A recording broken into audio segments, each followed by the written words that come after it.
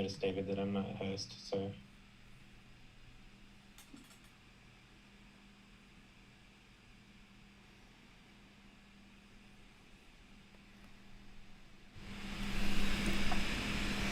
Sawadee Kap. Hello and welcome to Daily Wisdom, Walking the Path with the Buddha.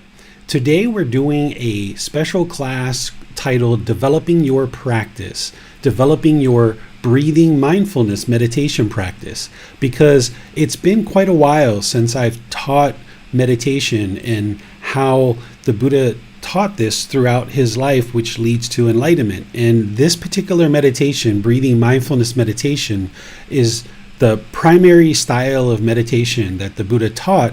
As he said, this is the one thing that leads to enlightenment. Of course, there's lots of other things that a practitioner needs to learn and practice in order to get to enlightenment. But in terms of a priority of the meditations that he taught and other things, if someone isn't meditating, they're not going to be able to make it to enlightenment. So it's really important that you develop your meditation practice, and today is a great time to refresh your memory if you've been in this program for any length of time, because it's been a good 2 months since I've taught this particular content that I'm going to be sharing. And if you've recently found us either on Facebook, YouTube, our podcast, or any other places that we share content, then this will be an opportunity for you to learn the style of meditation that I teach that is directly connected to the path to enlightenment from the Buddha. So I'm really pleased that you decided to join, because developing your practice in this way is what's going to ultimately help you to move the mind to this peaceful, calm, serene, and content mind with joy, where the mind can be unaffected by all the things that are going on around you, whether it's relationships, whether it's things that are happening in society, whether there's things at your jobs or things at home, whatever's going on. The more that you dedicate time to learning and practicing these teachings, you can move the mind to a point where it'll be unaffected by all these things around you. And your meditation practice is a primary aspect of your life practice that you need in order to move the mind to enlightenment. So just like you wouldn't be able to attain enlightenment without meditation, you wouldn't be able to attain enlightenment with only meditation either. So that's why that this program is a 7-month program to help guide you and walk you through all the various resources that we have in order to help you along the path. But since this is such a primary component of your practice, I would like to make sure that we dive into learning this and helping you to either refresh your memory, get some questions asked and answered, or if you've just recently found us, it'll be a great time for you to learn how I share meditation, which directly connects to the Buddha's teachings. As we go, you'll be able to ask questions by putting your question into Facebook, YouTube, or Zoom. Our moderators will see that and be able to get your question asked during the class. If you're in Zoom, you can electronically raise your hand and the moderators will call on you, and be sure you get a chance to ask your question or any follow-up questions directly.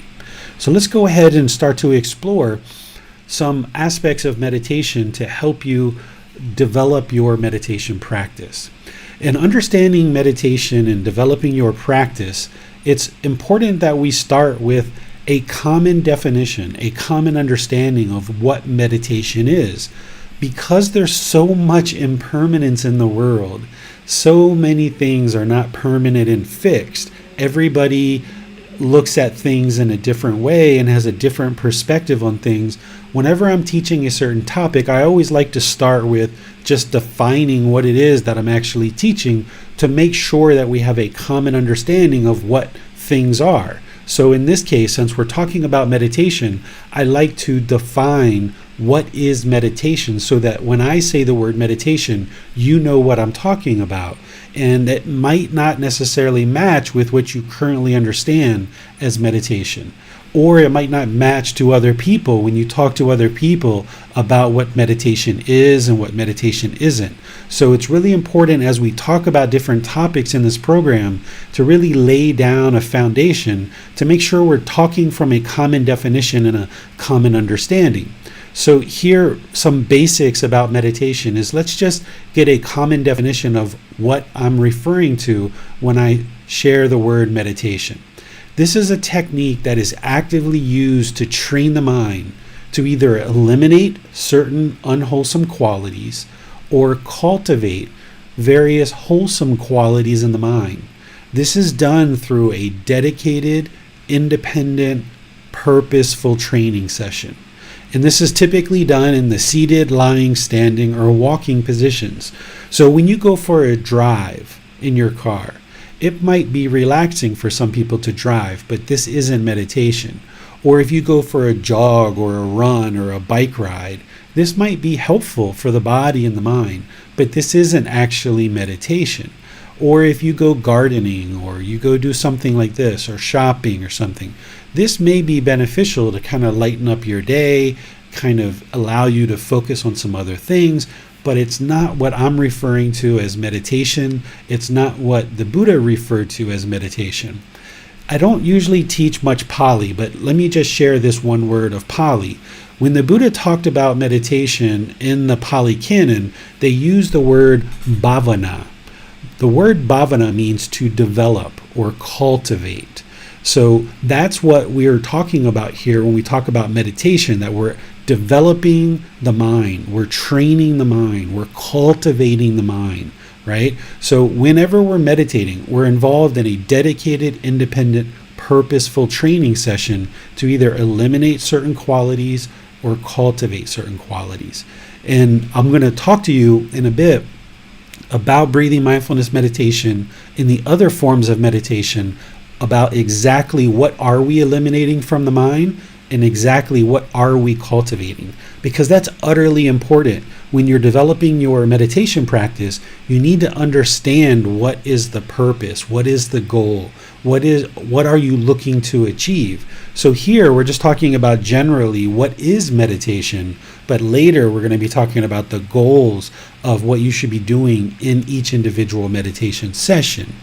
So now that we have this common definition that it's this active, dedicated, purposeful training session where you're either in the seated, lying, standing, or walking positions, another thing that's really important as you develop your meditation practice is to be sure you have a meditation teacher that you can reach out to get help. All too often nowadays, people look to things like YouTube or books or other things like this to develop their meditation practice. This is great, and you can use these type of resources that are available out there in the world. But if you just exclusively use these and you didn't have somebody that you could reach out to for guidance and support, you may find yourself getting into a bit of trouble. I've had a few students over the years that have contacted me that have been doing that. For maybe 2 or 3 years, they've been meditating with YouTube videos or audio recordings or other things like this, and their mind has gotten into some real difficult situations. And it's because they didn't have anybody to reach out to and get help as they were starting to see certain problems in their meditation practice. And I could tell you some very unfortunate stories of people that have worked their mind into some very difficult situations that's going to be very challenging for them to get their mind out of that.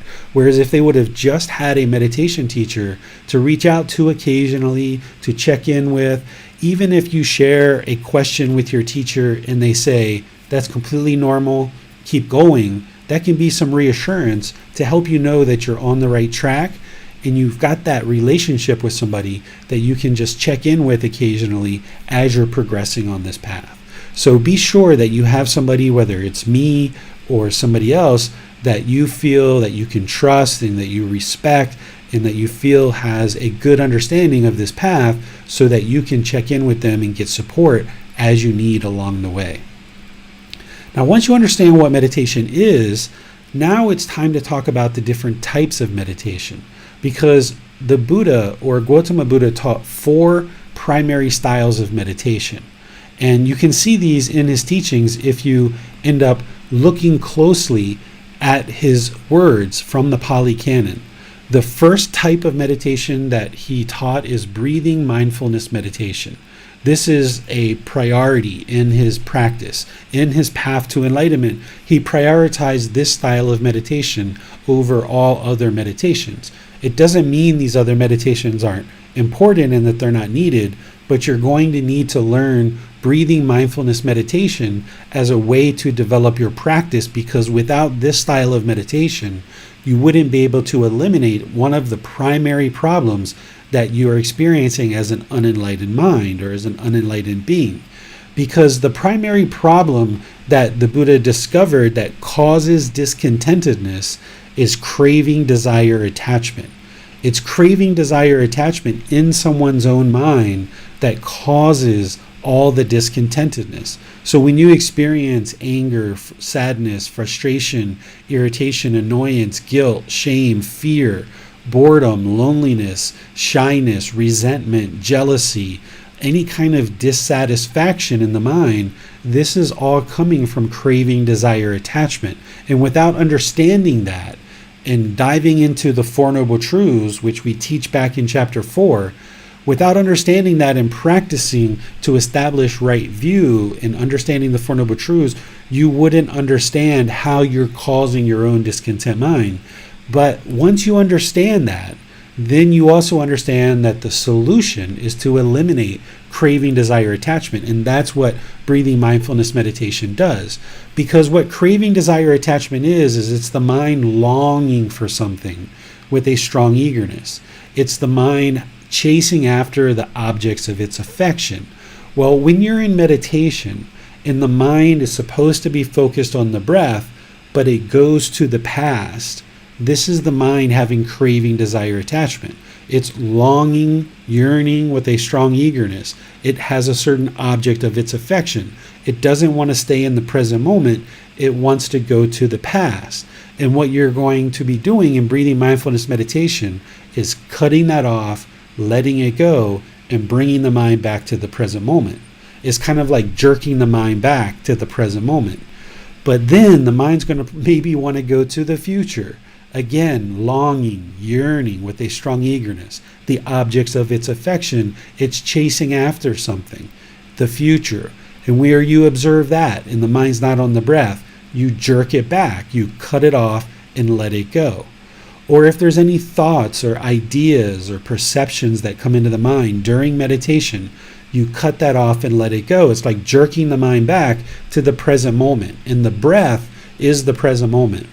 When you do this over multiple sessions, months, and also years, what you do is you slowly, gradually cut down this craving, desire, attachment where the mind's not comfortable in the present moment.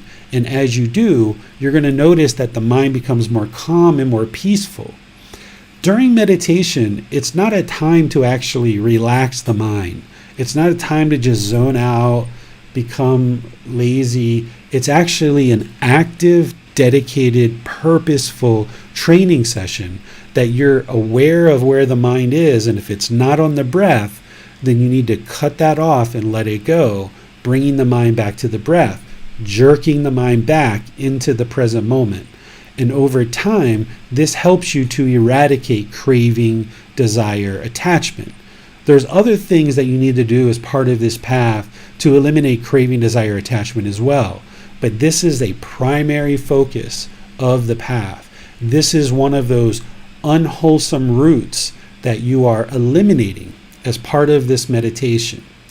What you're cultivating in this meditation is mindfulness or awareness of mind. While you're training the mind, you're going to have to be aware if it's on the breath or not. If it's not on the breath, then it's somewhere else, and you've got to cut that off, let it go, and bring it back to the breath. So over time, not only are you eliminating this craving, desire, attachment, but you're also arising this wholesome quality of mind, which we call mindfulness or awareness of mind. And you're going to need this not only in meditation, but you're going to need it outside of meditation as well. Because when you're going throughout your day, if you observe sadness arise, or frustration, or irritation, or anger, any of these other discontent feelings, your mind will become more and more aware of that through deeply developing this awareness of mind in meditation. And when you're aware of that unwholesome qualities of mind arising, when you're aware of that discontentedness, then you can cut it off and let it go. But if you don't develop this mindfulness in meditation, and you don't train the mind to have this mindfulness, then you won't have it available to you when you're outside of meditation in your daily life. So while you're in meditation and any thought, anything comes to mind, you cut it off and let it go and bring it back to the breath. This is the training during meditation. But when you're outside of meditation, you're going to have thoughts. You're going to have ideas. You're going to have things that you're thinking about doing. And that's what you need in order to conduct your life. So don't get confused about what you're doing in meditation versus what you're doing outside of meditation. What I've described so far is what we're doing inside of meditation. We're developing this awareness of mind. We're eliminating craving, desire, attachment, cutting it off, letting it go.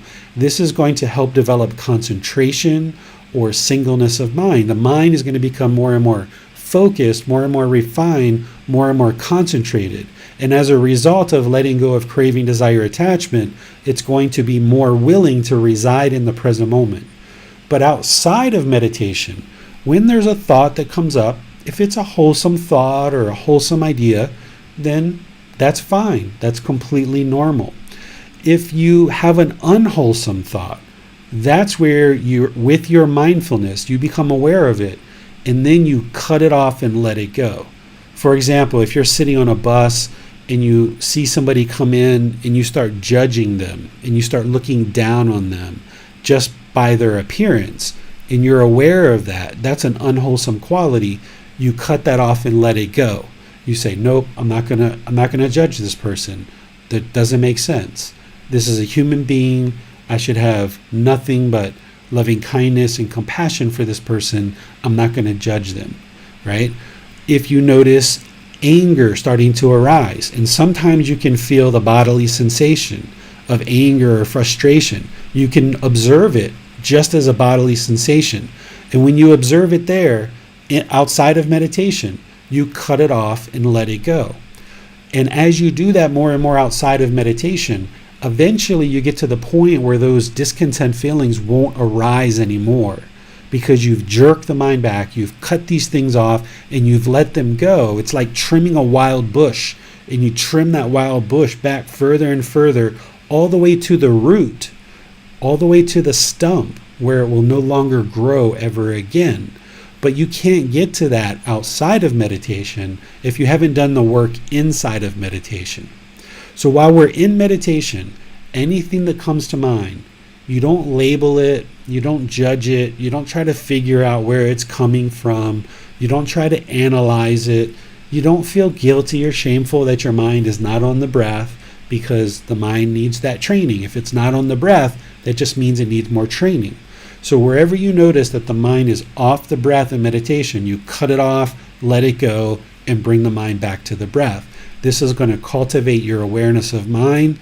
It's going to eliminate this craving, desire, attachment, and you're going to notice more and more concentration in meditation, but then also that benefits you outside of meditation, because now the mind's going to be more focused, more concentrated. You're able to do just one thing at a time rather than try to do 2, 3, 4, 5 things at a time. You just focus on one task at a time outside of meditation in your daily life, and wherever you notice any kind of discontent feelings or any kind of unwholesomeness arise, you cut it off, let it go, and you just move on with your day. This is how you actively work to train the mind to let go of craving, desire, attachment, and let go of this discontentedness. There's other stuff that you need to do, but this is a primary component of it. So let me pause here and see what questions you guys have before I talk any further. And remember, the way to ask questions is to put your comments into Facebook, YouTube, or Zoom. Our moderators will see that, or you can raise your hand electronically and ask any questions or follow-up questions directly.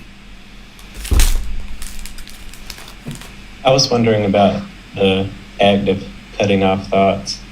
Is that simply ignoring the thought and moving on to a clear mental space or the next thought? I was just wondering if you could explain that a bit. Yeah, it can be that, where like if you notice the thoughts coming up is just literally kick it out of the mind and ignore it. Or like say you're sitting on a sofa at home and you're feeling bored, you're feeling lonely, like, oh man, I just feel so lazy today. This is discontentedness coming up in the mind. And now, granted, you've already rested at other times and you know you're rested. This is just boredom that's coming in. Well, if you notice that, sometimes the way to cut that off is just get up and go outside for a walk. And that's your right effort, applying effort to eliminate this unwholesome quality of craving, desire, attachment, of this boredom and loneliness, and just go outside for a walk. Or go do some project in your house, or go do some other activity. So sometimes cutting off these thoughts that are unwholesome require you to move the mind in a different direction than it currently is in. So in a case of where you're sitting on a bus, you can't go out for a walk. So yeah, it's going to be ignore that thought and just kick it off to the side and start looking at the person's wholesome qualities instead of focusing on, wow, look, their hair is a mess, their clothes are all dirty, they're wearing their hat on backwards, I bet they're into all kinds of bad stuff.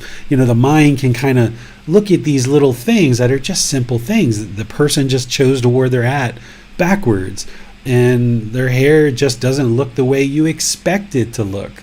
Their clothing isn't as clean as maybe other people that you've seen, but these are all just expectations that the mind is throwing out there and trying to judge this person for.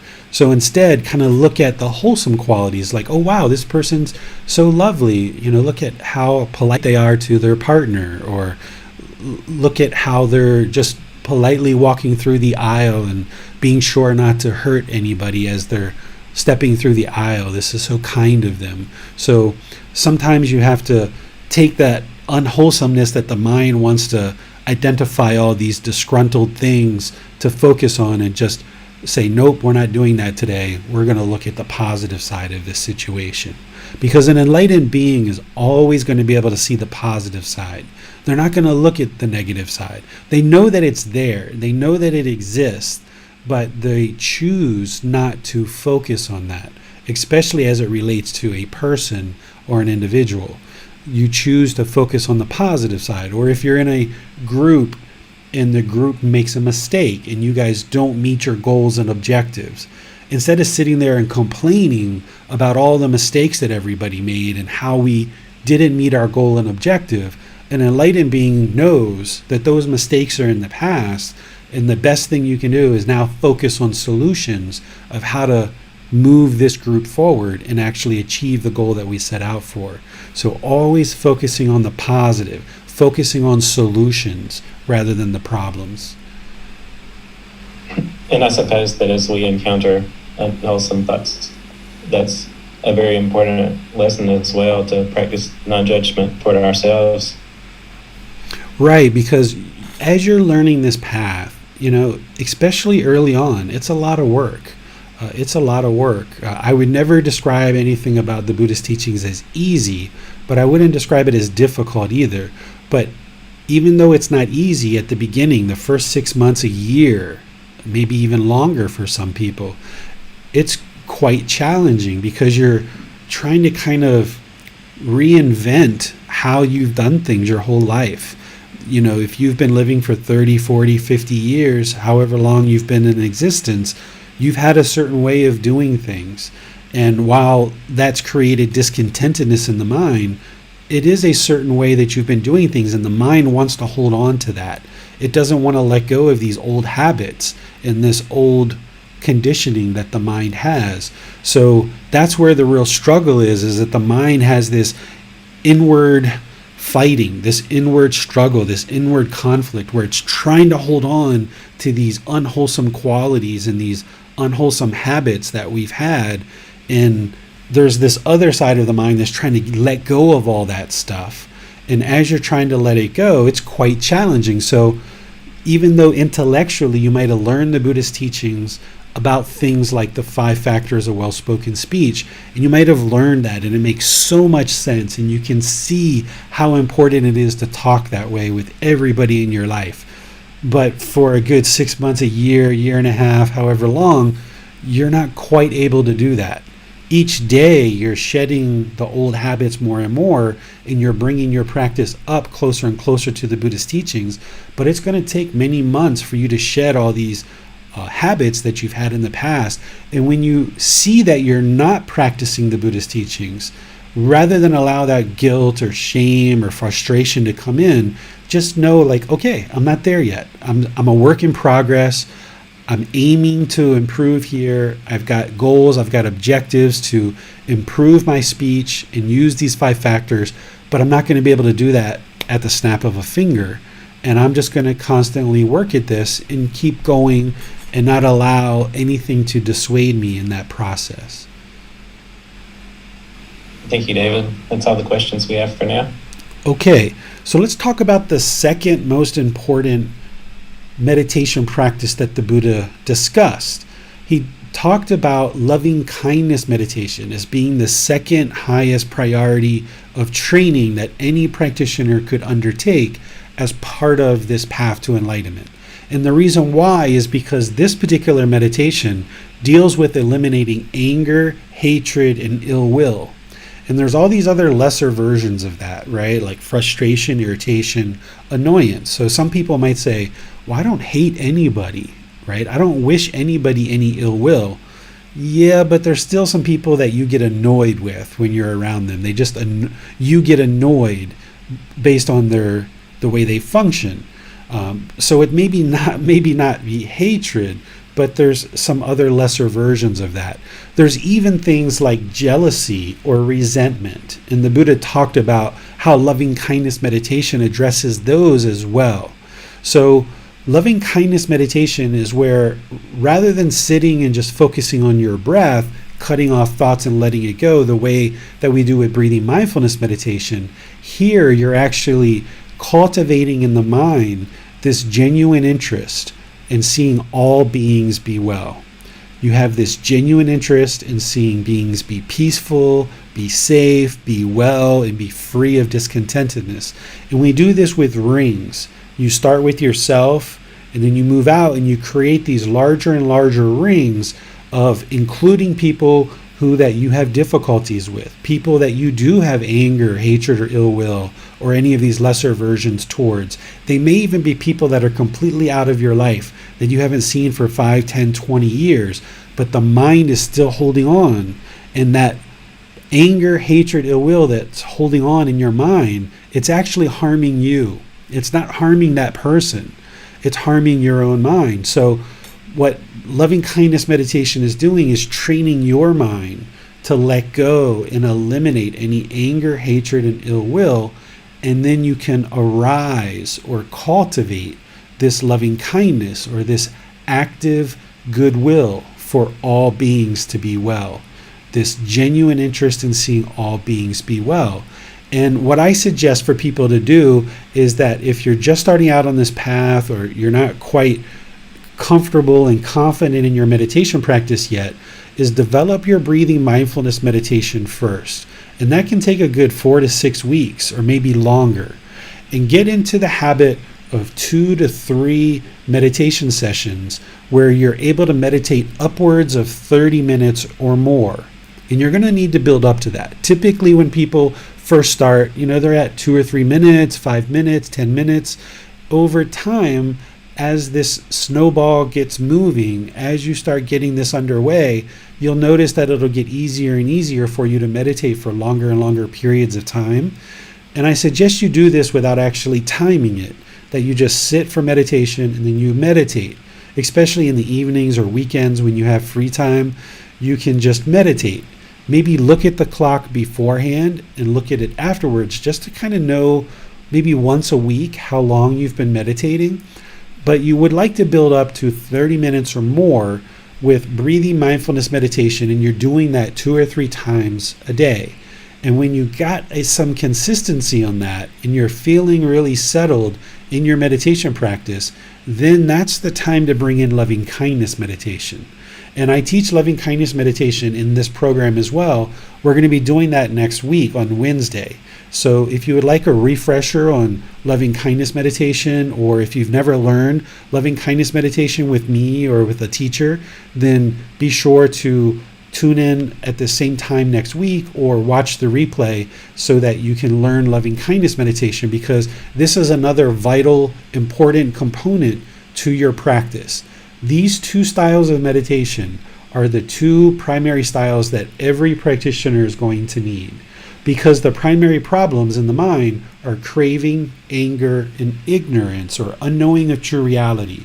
These are the three high-level problems that the Buddha discovered in the mind. And breathing mindfulness meditation takes care of one of those. Loving kindness meditation takes care of another. And then learning and practicing the teachings to see the truth, to acquire wisdom, takes care of the third one. And that's why you don't need to run out and learn 20, 50, 100 different meditations, because all the discontentedness in the mind is all stemming from the same problem: craving, desire, attachment. You don't need a special meditation for sadness, a special one for guilt, a special one for loneliness, a special one for anger, or what have you. All the discontentedness is all coming from craving, desire, attachment. So that's why that's the primary style that the Buddha taught to address this primary problem. And then that second problem of anger, hatred, ill will, that gets addressed through loving kindness. And then the third poison, or the third unwholesome root of ignorance, gets addressed through learning and practicing these teachings with a teacher and receiving guidance, but then not believing them, going off and independently confirming the teachings. As you practice them, you see the truth for yourself, that they're working to improve the condition of the mind. And then, just like with breathing mindfulness meditation, your training with loving kindness meditation doesn't stop just in meditation. You can't just meditate for 20, 30 minutes per session and then you go outside and everything's wonderful in your day. You need to cultivate this loving kindness through meditation, but then practice loving kindness in daily life. What practicing loving kindness looks like is being polite, kind, friendly, and respectful to everybody, right? Regardless of what inner feelings that you have right now about other people, you should train the mind to be able to smile, to be able to be polite, kind, friendly, and respectful with everyone that you encounter. Even if somebody's doing something unwholesome, even if there's things that you disagree with, even if you have a difference of an opinion with this person, there's no reason for us to be impolite, unkind, unfriendly, and disrespectful. Because if we put that out into the world, that's what's going to come back to us. So when we cultivate this loving kindness in the mind through meditation, we then bring it with us in daily life, and we practice through our intentions, our speech, and our actions, being polite, kind, friendly, and respectful. And when we do this, because we're putting out these wholesome qualities, that's what will come back to us. So if you're living a life where you feel like people don't respect you, or you feel like people are rude or impolite, or you feel like people are unkind or unfriendly, you have to look at your own practice, because whatever you're putting out is what's going to come back to you. So you need to clean up your practice first. Then, as you clean up your practice, there might be certain situations where you need to distance yourself from people, or you may need to actually eliminate certain relationships 100%. If you have been practicing these teachings and you know you're not causing any harm, and you've been doing that for extended periods of time, but you still have friends or other people in your life that are being harsh and aggressive and unwholesome and disrespectful, it doesn't make sense for you to maintain these relationships, because it's only going to serve to degrade your own mind and demotivate you on this path. What you would like to do is choose friends that are wholesome. These are wholesome friends, wholesome companions, wholesome comrades. That's what the Buddha used, these terms. And if that means you only have one friend, hey, so be it. Or if you only have two friends, so be it, right? It doesn't make sense to have 10, 20, 30 people around you that are all into all this unwholesome stuff and putting all this harshness and aggressiveness and hatred onto you. If you've got people like this in your life that are doing this, create some distance between you and them. You don't have to tell them you're doing that. You don't have to have any words with them and tell them that they're wrong about the way they're treating you. You don't have to say anything to them. All you need to do is just actively move towards spending less and less time around them and spending time with people who really value you and really appreciate you. Whether that's your kids and that's all you spend time with, great.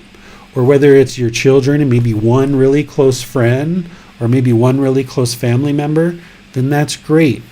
Only spend time with people that are willing to be interested in having a wholesome relationship with you. If people are knocking you down and degrading you and calling you, unwholesome things and talking negative to you or the people around you that you care about, these types of people aren't looking to build you up, and they're not looking to support you in this life. So why continue to be around that? So we can actually clean up some of the unwholesomeness around us by just choosing to have certain relationships with people who are into wholesome things. It doesn't mean that you're judging this person. It doesn't mean you're looking down on them. This can be one of the most loving and kind things you do, which is practicing distancing yourself from people that are into unwholesome things, because this can allow you to move on with your life and get into some wholesome relationships, and it can allow them to realize that, okay, they need to move on as well. So part of practicing loving kindness meditation is having that loving kindness for yourself first. And a person who has loving kindness for themselves isn't going to surround themselves with a bunch of unwholesome things. You're going to look for things that are wholesome. And that if that means stripping your life down to very basic, very simple things, then that's fine. And that's where you are right now. And then as you work on your own mind, developing your practice, 6 months, a year, 2 years from now, you can step out into having better relationships with people because your mind's now in a different place. These other two styles of meditation that I share, that the Buddha shared as well, are something that I teach in a different class, but I just left them on here so that you guys know that there's these two other styles of meditation that are more specialized styles of meditation. Not everybody's going to need these. As somebody has sexual cravings, there's an actual meditation you can do to eliminate that sexual craving. But you wouldn't do that until you already have breathing mindfulness meditation on board. So you would need to develop that first before you get into this other style. And then the same thing with meditation to realize non-self. There's a whole lot of preliminary work to do in order to build up to that. So these are two specialized meditations that a teacher can help you with when it's the appropriate time. But in terms of getting started, which this group learning program is all about for 7 months, help you get started in your practice, it's only these first two, breathing mindfulness meditation and loving kindness meditation, that you need to focus on to get started. So let me see if you guys have any questions on this before we move on to the next topic. I was wondering about that act of carrying over the mindfulness and loving kindness that we cultivate in meditation into our daily life. Is that simply where all the rest of the path comes into play? Yes. So there's the whole path to enlightenment, those 8 steps, the Noble Eightfold Path or the Eightfold Path. These meditations plug into that Eightfold Path. And these are aspects of the path that we need to be training on an ongoing, consistent basis, that are part of the path, that are helping you to cultivate the entire path. So, for example, as part of the first step, right view. Right view is all about the Four Noble Truths, which essentially helps you understand that craving is the cause of discontentedness, and you're causing it yourself, and that you can eliminate this through training the mind. That's a very small nutshell. Well, anybody who's choosing to meditate and they understand craving, desire, attachment is the cause of the problem, and you're working on that problem, which is your own mind, then at that moment that you're meditating, you're practicing right view because you see the problem is your own mind. The second step is right intention, which part of that intention is training the mind to let go, which is relinquishment. Part of that is practicing non-ill will, or essentially loving kindness. And part of right intention is practicing harmlessness, which is part of loving kindness. So already right there in the first two factors of the path, you can see how these two meditations plug into that. But if we continue on this path, right speech, as part of right speech, practicing the 5 factors of well-spoken speech, one aspect of that is speaking with a mind of loving kindness. You wouldn't be able to practice right speech without having cultivated loving kindness in the mind with meditation. Same thing when you get to right action. Part of right action is not killing, not stealing, all these eliminating unwholesome bodily conduct, not harming through our bodily conduct. So if somebody is practicing these meditations, it's going to help you practice right action better. And we can keep on going through this whole path, but when you get into the upper part of the path, like the mental discipline, right effort, right mindfulness, and right concentration, this is really important that you're practicing this on an ongoing daily basis, but it's in meditation that you're cultivating those. So right effort is taking the effort to eliminate unwholesome qualities and arise wholesome qualities. You're doing that outside of meditation. That's part of right effort. But meditation, that's what meditation's all about, is practicing to eliminate unwholesome qualities and arise wholesome qualities. So if you're doing right effort and you're practicing this in meditation, then it will be easier for you to practice it outside of meditation. Same thing with right mindfulness. Right mindfulness is all about awareness of mind and having the awareness of these aspects of the mind that you need to eliminate and that you need to cultivate. So if you're practicing that in daily life, which you need in order to attain enlightenment, you need to be actively training for that in meditation so that then in daily life you can be applying right mindfulness in all situations. And then the same thing with right concentration.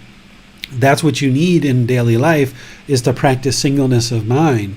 But if you're not practicing it in meditation, in a dedicated, active, purposeful training session, you're going to find it very difficult to practice it in daily life. So while meditation is a primary component of your practice, and I can describe it that way, we can also describe it as only 12 or 15% of your practice, because it's the benefits that you cultivate in meditation that ultimately get used during your daily life as part of practicing the entire Eightfold Path that moves the mind into enlightenment. So when you're out there all the other hours of your day, if you're only meditating twice a day for 30 minutes, that's only 1 hour total. But you've got a whole nother 12, 16 hours of your day where you need to be practicing the entire Eightfold Path. And when you are aware of anger arising, you cut it off and let it go. Or when you're aware of that judgment of others arising, you cut it off and let it go. Or if you're aware of hatred arising in your day towards somebody, you cut it off, let it go, and you arise loving kindness. So this is where a lot of the work is being done, is outside of meditation. But you wouldn't be able to get to that if you hadn't been actively training in meditation itself. And would you say that there's a relationship such that as we cultivate mindfulness, it makes it easier to act in a wholesome way, but then as we act in a wholesome way, it probably makes it easier to cultivate mindfulness? Yeah, these things feed on each other, right? Like if you're meditating regularly, you're going to notice your day goes smoother if you're doing the work in meditation and you're doing the work in your daily life. But also, if you're doing your work in your daily life, then it makes your meditation more deep. So these things really are in sync with each other and they feed off of each other.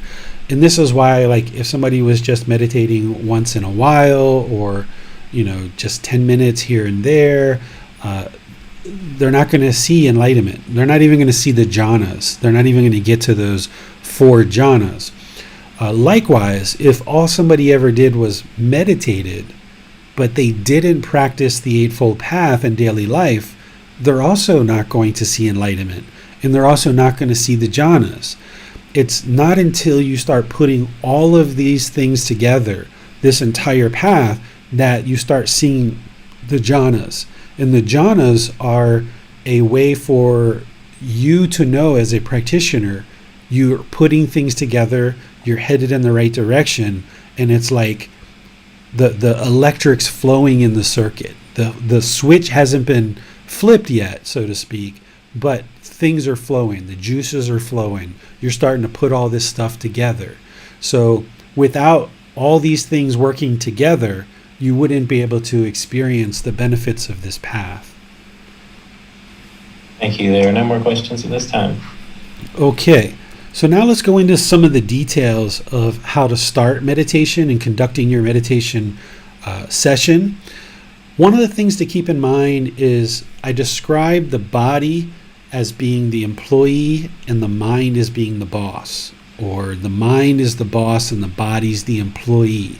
This is really important because sometimes in meditation, if you kind of aren't attentive to the body, then the mind is going to be inattentive and unalert.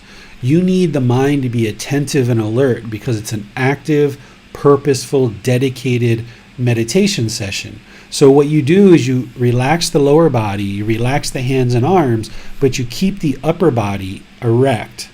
By keeping the upper body erect, this keeps the mind attentive and alert so that you can access the mind during meditation. So if the employee was lazy and complacent and, unattentive, then it's not going to want to take you to go see the boss. If the body is luxurious, if the employees are luxurious, they're not going to want to take you to go see the boss because they're going to get complacent and too lazy. So that's why you need to keep the upper body erect. The Buddha talks about this in his teachings. He talks about sitting at the foot of a tree, crossing your legs, and keeping the upper body erect.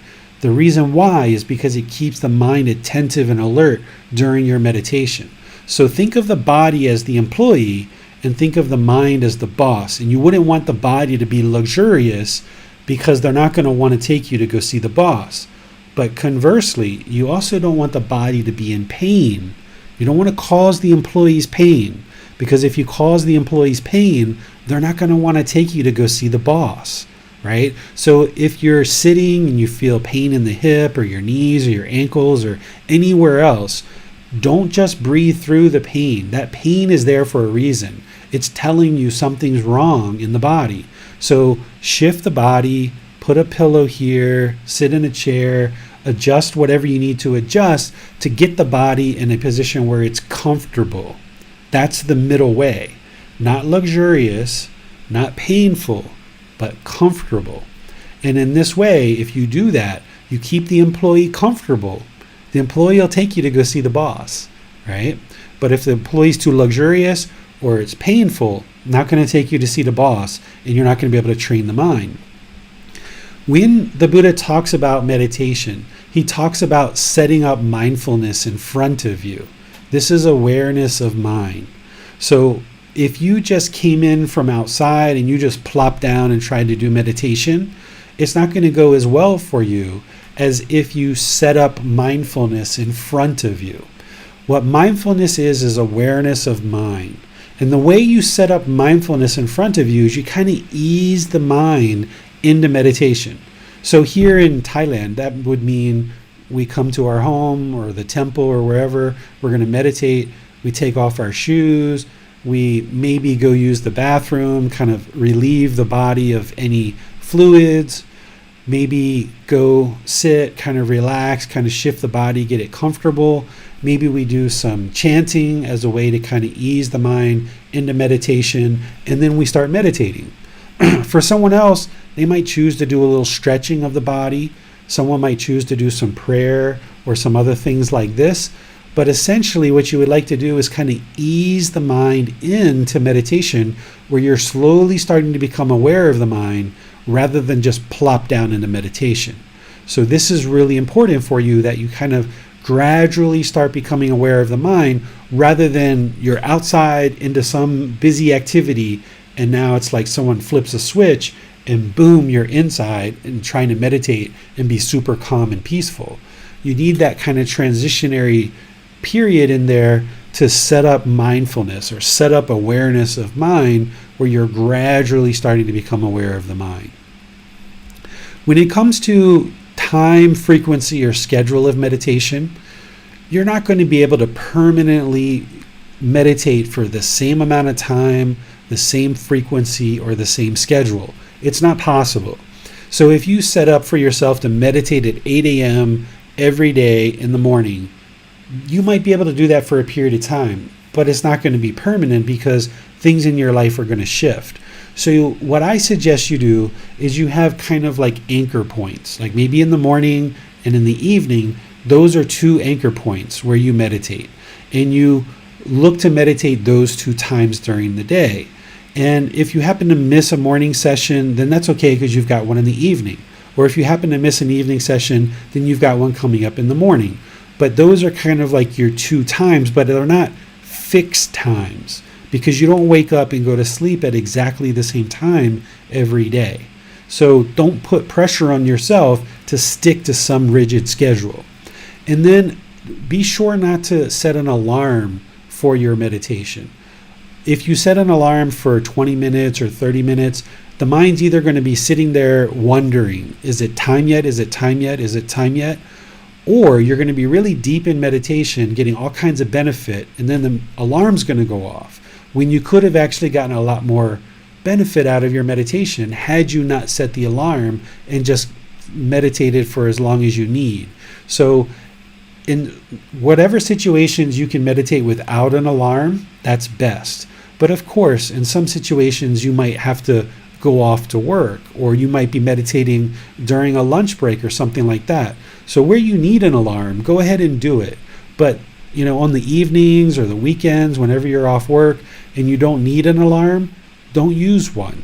Just sit, meditate, and then when you're done, you're done. And if you'd like to know how long you meditated for, just look at the time before and look at the time afterwards, but no need to have an alarm running while you're actually meditating. Your frequency, as I mentioned, should be about 2 to 3 times a day. That's what you'd like to build up to.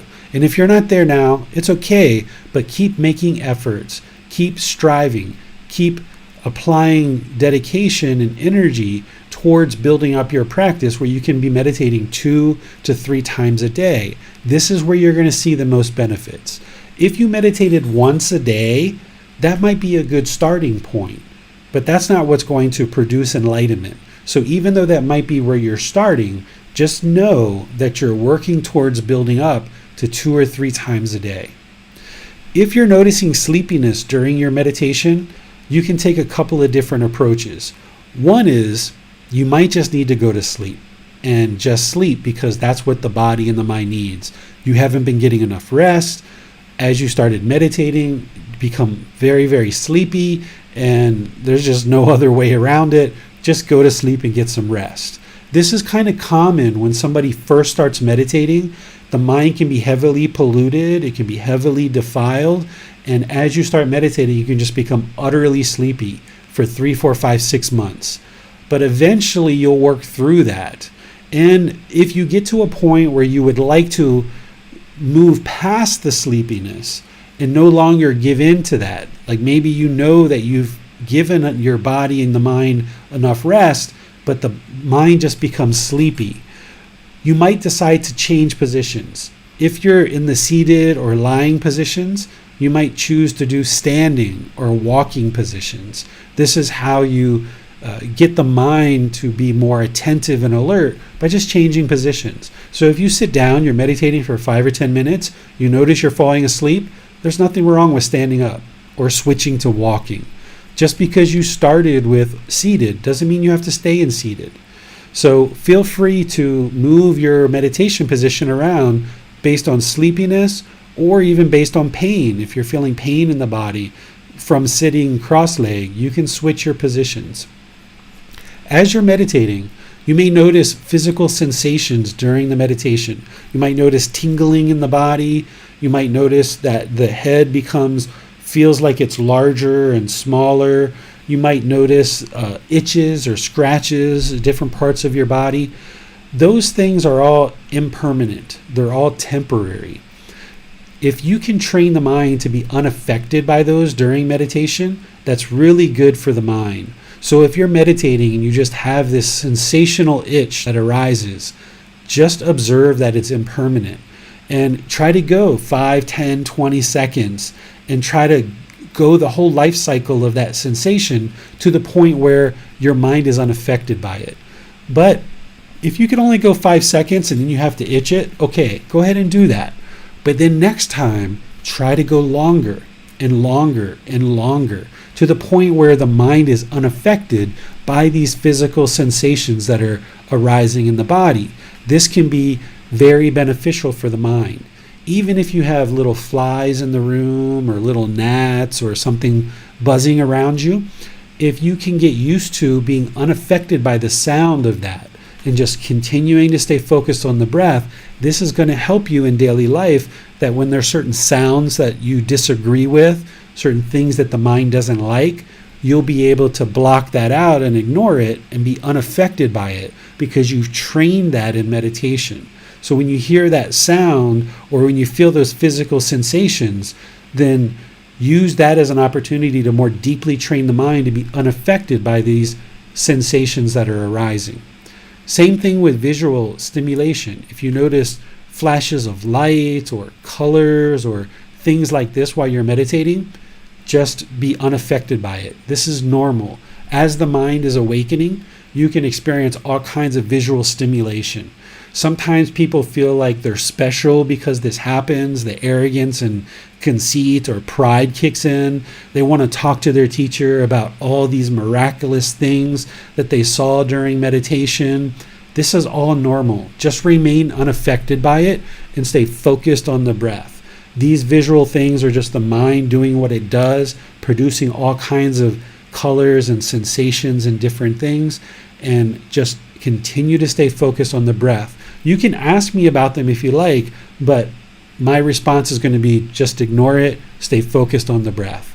And if you feel this sensational urge to go around and tell everybody about all these miraculous things that are happening during your meditation, this is that arrogance, the pride, the conceit kicking in, and you would like to stamp that out and eliminate that as well. So don't give in to that urge to go out and tell everybody about all these miraculous things that are happening during your meditation. And then lastly, if you're currently meditating with music or mala beads or candles or any things like this, maybe scents that are in your space where you meditate, I suggest that you gradually move the mind away from those, because the mind's going to get fixed and dependent on these things.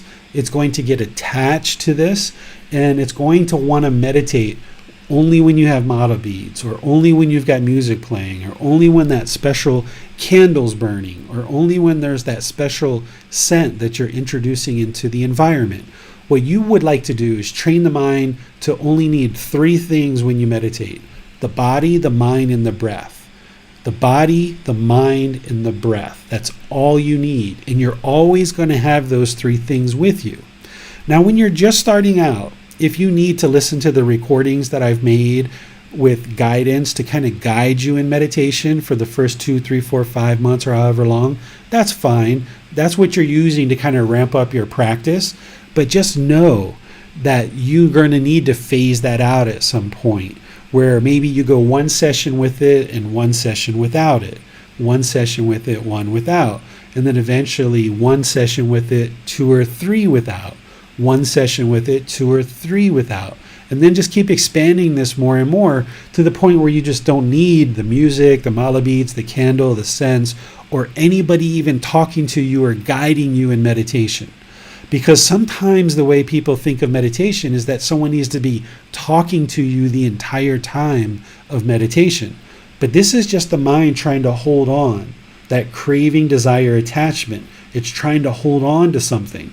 And you're trying to get it to the point where it doesn't do that, where it's just the body, the mind, and the breath.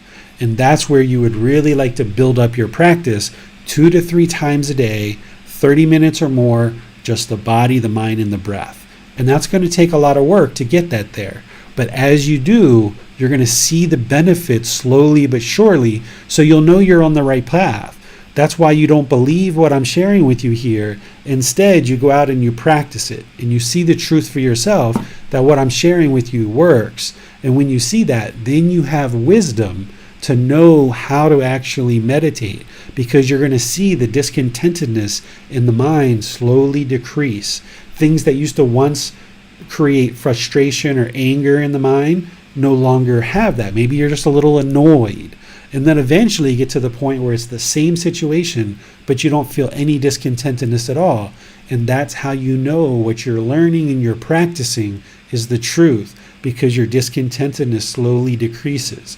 So don't believe what I'm sharing with you here. Instead, go out and practice it so that you can see the truth for yourself. And as you do this, be sure that you never ever give up, because it's very easy to get disgruntled or complacent or feel guilty or shameful in your meditation practice, especially if you haven't meditated for 2 or 3 days, even though you heard your teacher say to meditate 2 or 3 times a day, but yet you haven't meditated for 2 or 3 days. You might feel a little guilty, a little bit shameful. Set all that stuff aside. We've all been through that, right? I went 2 or 3 years one time without meditating. It was the worst 2 or 3 years of my life, pretty much, but that's what I ended up doing for a period of time. So if you've gone 2 or 3 days without meditating, don't allow that to become 2 or 3 weeks or 2 or 3 months, or like I ended up doing 2 or 3 years. So stay dedicated to your practice, never give up, and know that you're moving in the right direction. And these are words from the Buddha where he says, meditate monks or meditate students, do not be complacent, lest you will regret it later. This is my instruction to you. Because when you're angry and frustrated and irritated and you're just so discontent, that's when you're going to regret not meditating, right? So the Buddha never puts pressure on people. He never guilt, shames, or fears people into meditating or doing any of his other teachings. But this is the one teaching where I seen him kind of give a little bit of a push and says, hey, if you don't meditate, you're going to regret it later. And you surely will when your mind becomes discontent. So be sure that you're actively working on your practice, and know that your practice is impermanent. You're going to have 2 or 3 weeks of really deep meditation. You're going to feel like everything's working so well. Oh my goodness, the concentration is just so amazing. But if you think that way, those pleasant feelings, then your meditation is going to change. It's not going to be that way. And now you're going to experience painful feelings. So if you're experiencing deep concentration during your meditation and you feel like it's going well, excellent. It's not going to be that way forever because it's impermanent. And then if you feel your meditation is a bit rocky, it's not quite as feeling beneficial as it used to, that's not permanent either. You just got to work through that rough patch and get to the other side. So you just keep working through your meditation, and your meditation practice is going to be up and down like this. And that's completely normal because it's impermanent. Even your meditation practice is impermanent. So let me just pause here, see what questions you guys have, and then we'll do some breathing mindfulness meditation together. We have a question from Biplot. In meditation, when we feel some pain and want to change position, if we allowed it, is it craving?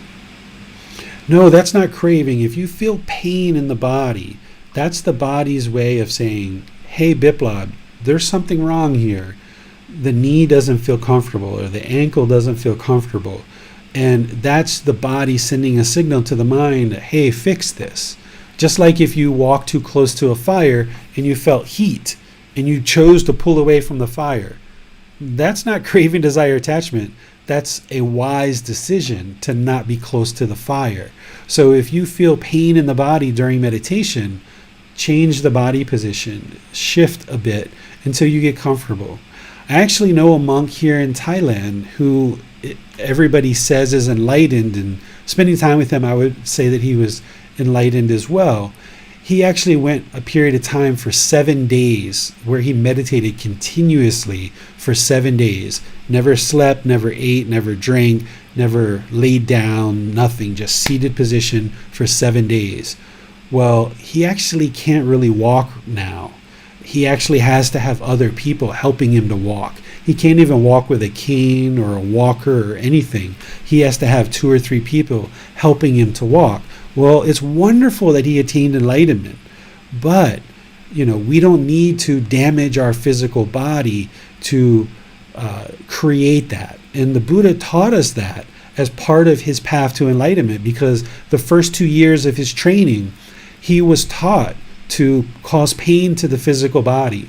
And he observed how that doesn't lead to enlightenment. And that's when he went off on his own. So use the Buddha's teachings here that the body doesn't have to be in physical pain in order to attain enlightenment. In fact, it's just the opposite. You need to show loving kindness and compassion to this body. There's nowhere in the Buddha's teachings ever that he talks about having the body be in physical pain during meditation or at any other time. So don't ever feel like you need to be in pain during this path to enlightenment.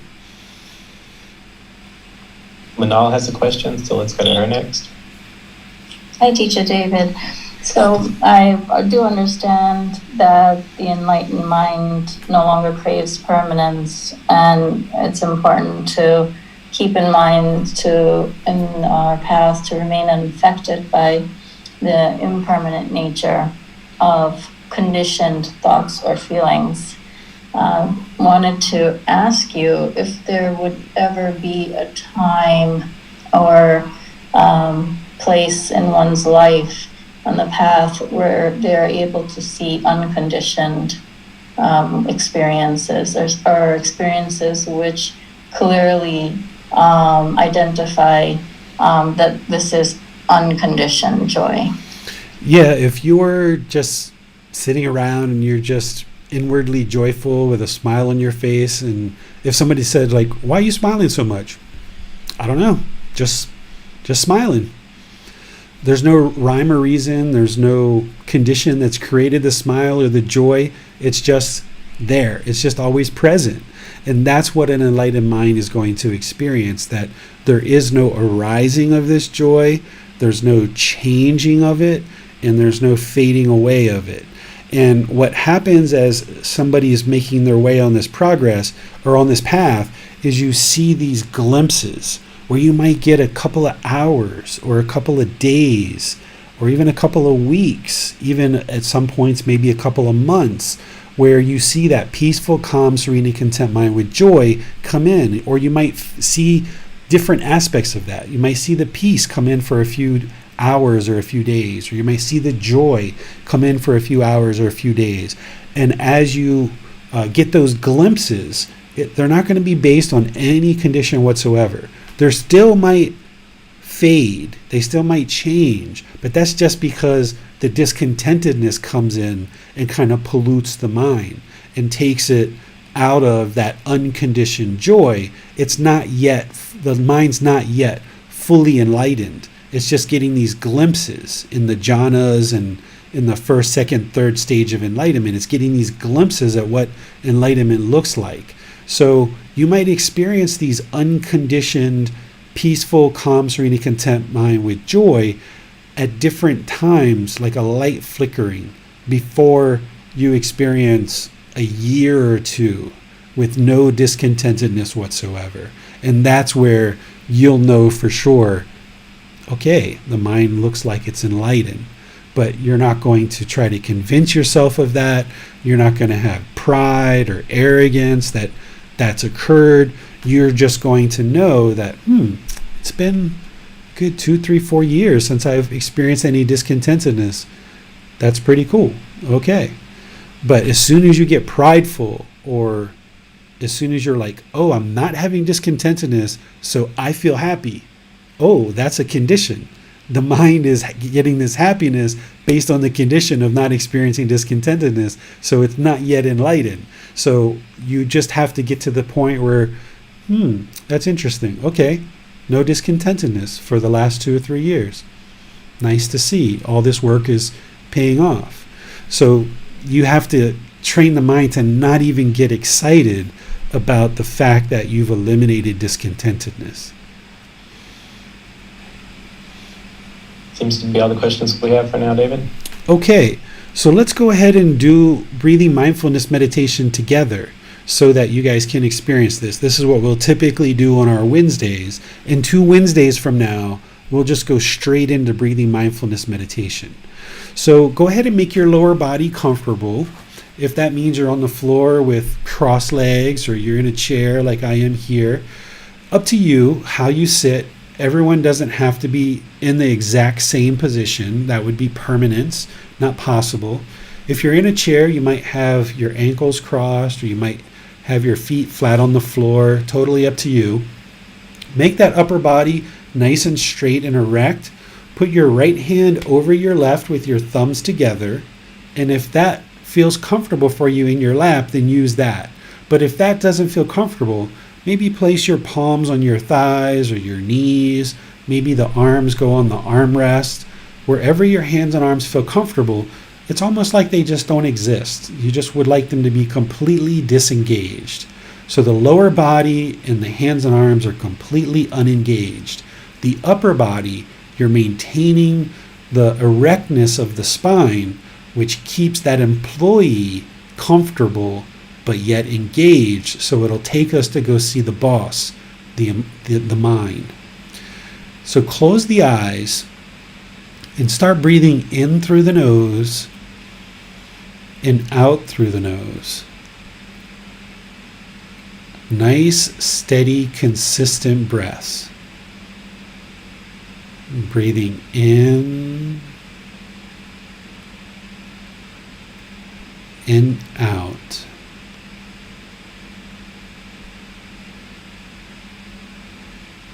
Breathing in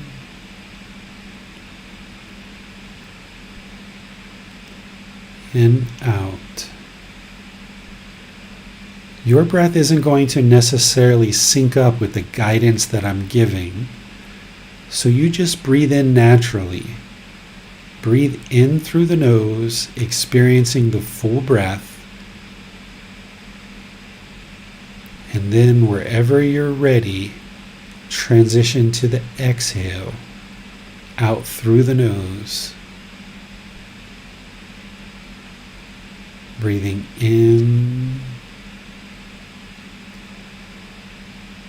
and out.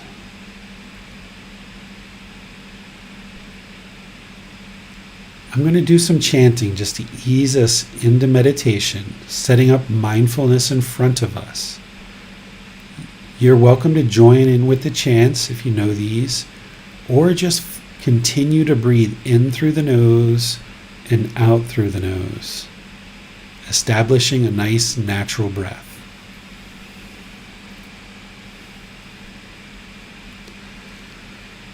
Arahant Samma Sambuddho Bhagava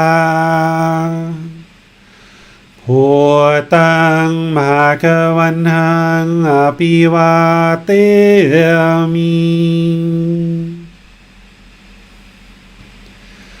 Savakhato Bhagavata Tammo Dhammang Namasami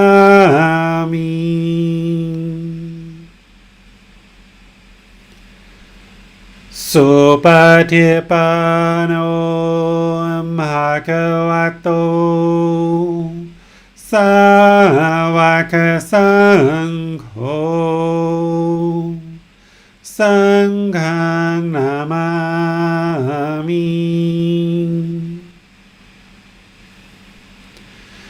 Namo Tassa Bhagavato Arahato Samma Sambuddhassa. Namo Tassa Bhagavato Arahato Samma Sambuddhassa. Namo Tassa Bhagavato Arahato Samma Sambuddhassa. Iti piso bhagava arahang samma sambuddho vicacaranang sammuno sakhatoro kavitu Anuttero purisa Namasati satatawa manusanang Bhuto Bhagavati.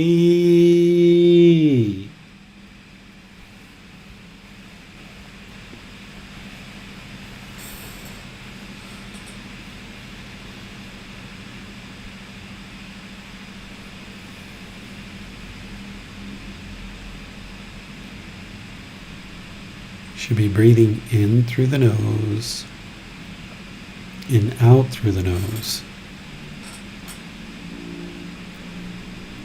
This should be a nice, natural, steady, consistent breath. Don't try to control it. Don't try to force it. Just a nice, gradual inhale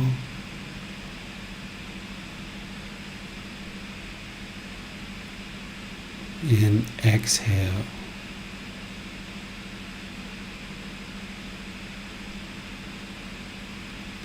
Breathing in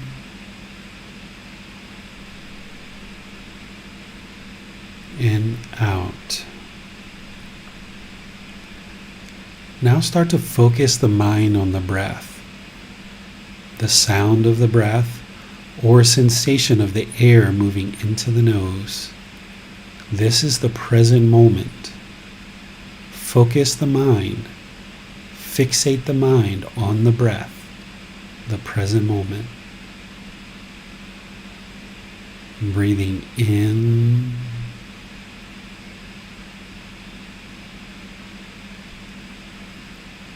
and out.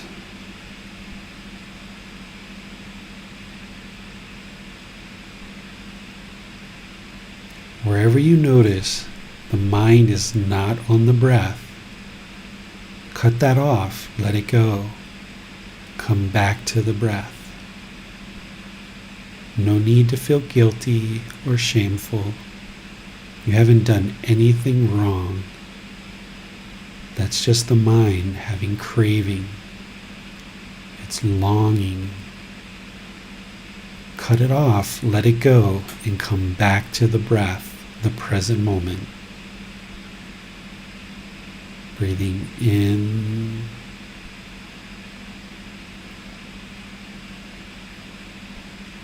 and out.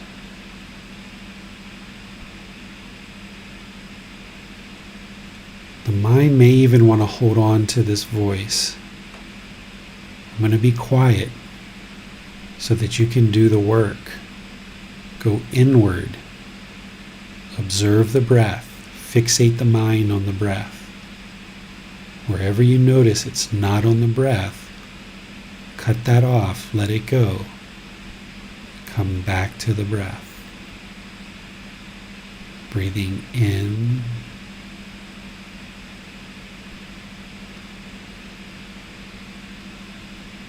and out.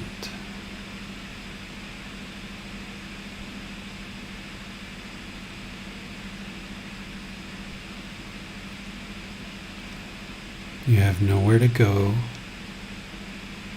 There's nothing to do. No one needs you right now. Just focus on the breath. Breathing in and out.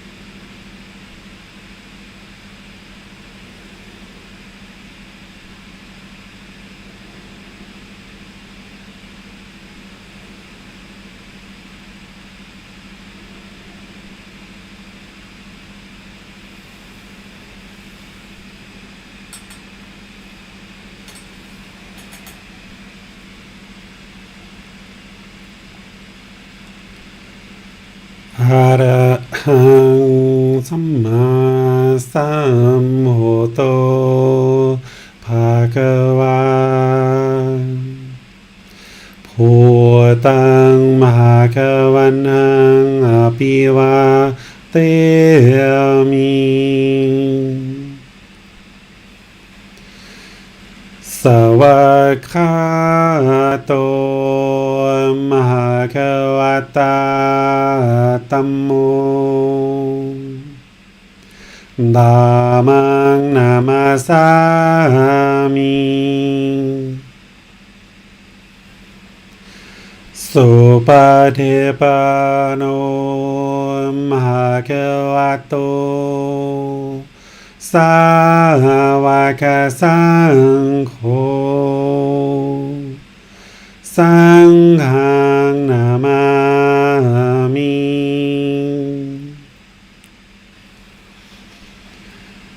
นะโมตัสสะภะคะวะโตอะระหะโตสัมมาสัมพุทธัสสะ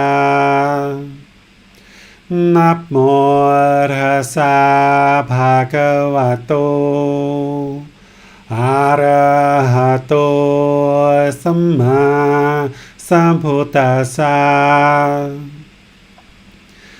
นะโมตัสสะภะคะวะโตอะระหะโตสัมมาสัมพุทธัสสะอิติปิโสมะคะคะวะอะระหังสัมมาสัมพุทโธวิจาจารณังสัมพุทโธสัคขะโตโรกาวิโตอนุเตโรภุริสาธัมมาสติสัตตาตาวามานุสนังพุทโธภคะวะติ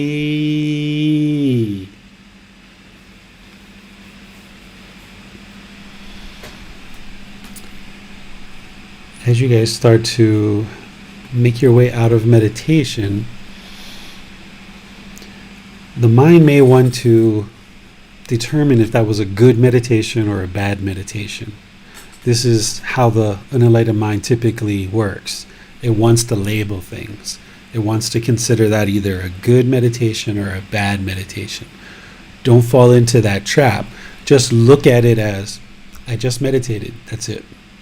Just train the mind. Don't try to label it as either good or bad, because if you label your meditations as good, then that means when you label them as bad, you're going to feel guilty, shameful, sad, frustrated, irritated.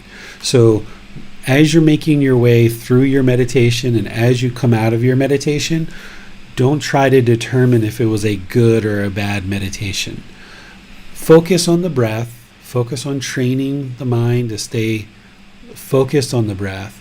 And if you're having trouble doing that, just know that you need more training, that the mind wasn't consistently on the breath. That's it, right? The unenlightened mind is going to continue to long and have yearning and look for something else. It's not going to want to be in the present moment. It's also going to want to judge and label things, categorize things. This is part of the problem. So whenever you, whenever you meditate, just meditate and just know that it's beneficial. Because if we did label our meditation, sometimes you have to go through 3, 4, 5, 6 weeks of meditation that feels rough and doesn't feel as smooth to get to the other side of that where things feel more smooth. If it wasn't for that roughness, you would have never gotten to the smoothness. So don't get disgruntled and disparage yourself thinking that your meditation is good or bad. Just look at it as, I just meditated and it is what it is, and it just needed to be whatever it was. And if the mind was busy and chattery Okay, now you know that. The mind was busy and chattery. Or if the mind was calm and peaceful and focused, okay, so now you know that. But don't think of it as a good or a bad meditation. Just think of it as meditation. So let me see if you guys have any questions on anything we discussed today. I just decided to do kind of a shorter meditation session so that we could focus on learning the things that I talked about before meditation, and then give you guys a little bit more time at the end for additional questions if you guys have any. So, David, if we're unfamiliar with meditation or we're beginning to become acquainted with it, there may be this thought that meditation is for having this experience, this positive experience, this de-stressing experience, even this slight high that one may feel when they're having a meditation. But is it more accurate to say that this is a misconception and meditation is really a practice to assist us in the other parts of our life outside of meditation? Yeah, I agree with that second part that you're talking about, James, because sometimes, when we get into something new, we get all this craving, desire, attachment. I want to play hockey, or I want to ice skate, or I want to play basketball, or I want to drive a car, or I want to do any particular activity. We get all this craving, desire, attachment built up in the mind, and we think that that object of our affection is what's going to ultimately complete us, and that's going to make everything perfect in the world. But in reality, that's the mind chasing those pleasant feelings. The mind can do the same thing with meditation. It can think, this is that thing that's going to complete me and make everything wonderful. And all this craving, desire, attachment can get built up around this obsession to have pleasant feelings associated with meditation. But in reality, when you're done with meditation, it should just be flat. The mind should just be flat, even keeled. So if you're meditating in order to get these pleasant feelings, this elation, this thrill, then that means you're going to sometimes swing to the other side, where the mind's going to be sad or frustrated or bored or lonely. So you're kind of setting yourself up to fail if you look at meditation as that object of your affection to get some thrill or some excitement or euphoric experience out of meditation. You're setting your mind up to experience that painful side as well. So essentially, you're going into meditation, you're just going to meditate. It is what it is, done, and move on. It doesn't mean you don't apply attention. You don't apply effort and energy, because you certainly need to. You certainly need to apply those things, actively engage in your meditation. But you shouldn't be looking for this euphoric state. You should be looking for just an even keelness. And even sometimes when you're first starting, for the first many months, when you're done with meditation, the mind can be more busy and more active after meditation than it was before meditation. And that's kind of common, and you just kind of know where you're at. But over time, more and more, you kind of bring this mind to the middle and kind of gather it up to the point where after meditation, it's just even keel. And that's the best way to approach this, rather than try to judge or determine if it's good or bad, or look at meditation as being this way to create thrill or excitement in your life. I thought it was a great point that you made, that even if we have what we may be inclined to feel or unproductive meditation sessions, those are simply a part of the path toward having more productive ones, and that's a very important part of this whole practice. Yeah, when the mind is shaken up, when it's going through those rough patches, that's whether it's in meditation or outside of meditation, that's when it's doing the most work. That's when it's really uncomfortable, and it's having to regain its contentedness. And it's building, if you're going inward and you're looking inward and you're reflecting on those rough patches, whether it's in meditation or outside, that's where you can actually gain a lot of wisdom, so that you'll never experience that again. And that's where you move this mind to the peaceful, calm, serene, and content mind with joy. Because if you're going to go through this rough patch with meditation or even outside of meditation, learn everything that you can learn during that experience and gain as much wisdom as you can gain during that experience, so that then you can make wise decisions to no longer experience that ever again. So if you're in a relationship with somebody and it's become very rough and very hostile and very uncomfortable for you and or that person, then use that as a time to look at the relationship and decide what things need to shift here, what things need to change. Do I need to kind of move on and leave this relationship behind? And if you do that inward searching and investigating and gain the wisdom of what's causing this relationship to be uncomfortable for you and maybe for the other person, then you gain the wisdom to ensure that any future relationships or any other relationships that you're in, you don't allow those things to happen. You make wise decisions to maintain a healthy relationship. So when you're going through these rough patches, rather than retreat, rather than backslide, rather than turn away from it and run, I always suggest to turn around and walk towards it. Walk into those rough patches, roll up the sleeves, get dirty, work with it, reflect, really gain the wisdom. And then when you get to the other side of that, then you're going to have more wisdom of how to make wiser decisions so that those things don't ever happen again. And that's how you ultimately build your wisdom more and more to the point where you can just permanently be peaceful, calm, serene, and content with joy, because you've gone through enough of these rough patches where you've gained significant wisdom along the way. Thank you, David. Those are all the questions we have for today. All right. Well, I would like to thank all of you guys for joining today's class. Thank you, moderators, Bassam, James, Manal, for all that you guys do, not just in this class, but all the classes that we have. Any of you guys that have been meditating and practicing these teachings consistently for many months now, you should be seeing some consistent results in your practice. And if you're not, be sure you reach out and get some help. If you're just recently joining and you've just recently found us, or you just recently clicked on this video as part of a replay and replaying this or listening to the podcast for the first time, welcome. Really glad you're here. There's lots for you to learn. We're getting ready to restart this group learning program in about another 4 to 6 weeks.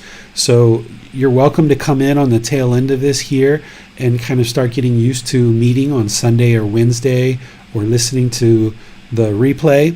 But what's really important is that you download this book so that you can kind of follow along with the chapters, because this Sunday we're going to be in chapter 21. And then as we complete all the chapters, which there's only 24 chapters and some additional material at the end, we're going to restart the whole program from the beginning. So if you've taken this program for the first time and you're almost all the way through, you might decide to retake it again, or you might decide to move on to the Pali Canon and English program, which meets on Saturdays, or you might decide to do both at the same time, the group learning program and that one on Saturdays. But as you consistently, slowly build up your practice, maybe reading 10, 15, 20 minutes a day from one of these books, meditating, 2 or 3 sessions a day, and then practicing the teachings all day long. As you do this and you gradually build up your practice, you're going to see results. The Buddhist teachings work. So thank you all for dedicating your time to learning and practicing. I'll see you either in class this Sunday or next Wednesday. Have a lovely rest of your day. Sawadee ka.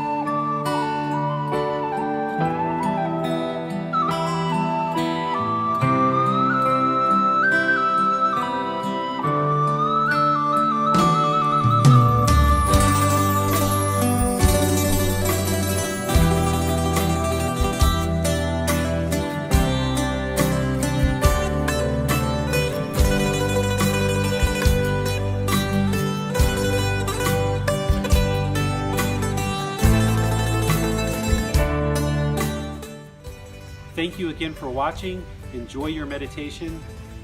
Look forward to seeing you online and answering any questions that you might have. Thank you so much.